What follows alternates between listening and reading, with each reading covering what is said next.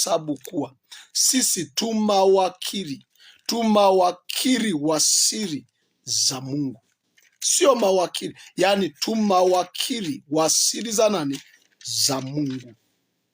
Mtu na hesabu hivi kuwa tu watumishi wa Kristo na mawakili wa siri za Mungu. Kwa maana hiyo, kila aliyeumbwa ameteuliwa kuwa wakili. Kwanza mtumishi, pili kuwa wakili wa siri za Mungu.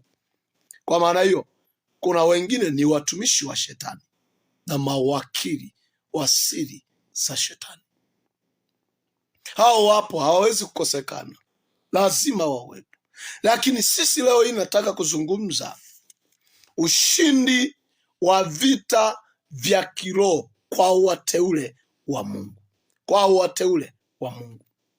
Jambo